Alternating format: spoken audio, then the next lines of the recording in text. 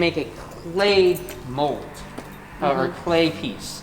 So once they make the clay piece, they take plaster and they put like a silicone gel over it. And then they take plaster and they pour over the silicone gel.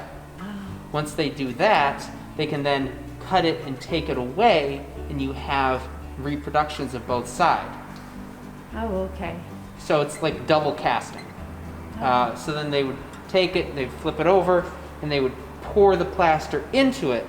So then when they take the mold away, I can show you an example over there. They take it away, then they have a almost complete replica of this that they can then use as a guide to create something like this. Oh, okay. So as you see here, they take these and they drill it in, and they have the different connector and the different points. That transfers over to here. So they'd say, okay, we have to go in this far into the block of granite. So they chip away until they got to that point where that measurement, and they do it the same for all the different points until they get this sort of rough copy of what they would want to eventually be. Interesting. It's a ingenious practice. I would not. I would just start with the block of granite and just break it until I'm like. Eventually, what you were trying to get to is the block. It looks like a face, not really. But so that's the cool process that comes with that, and that originally, well, they didn't have that process to begin with. The original process was far more crude and there was more mistakes, but they also copied ideas from the classical arts.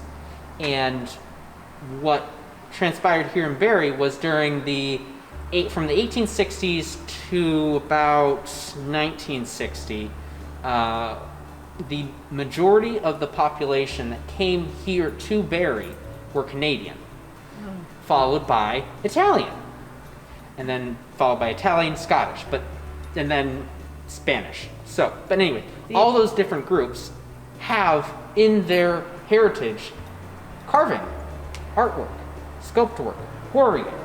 So, this is the perfect place to do it because of the mineral composition up at Millstone Hill, where there is I think it's a 2 mile deep and like 2 mile deep, 1 mile wide, and then like a couple 100 miles long vein of granite, dispersed everywhere here and there.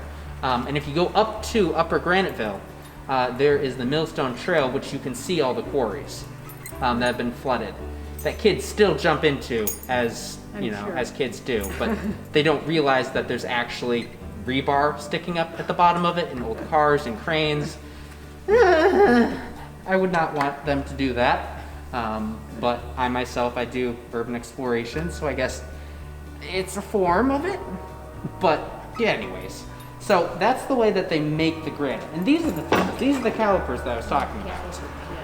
So they would take it, they plant it there. I can't move it. I'm not strong enough. There we go. They'd plant it. They'd be like, okay, well, this to there is that long. Okay, let's move it over. Under here. From here to there, it's that long. So that would be how they would measure it pre-creating all these cool little things. Nowadays, if they're not carving, then it's just computers doing it with the same technology that makes 3D printers.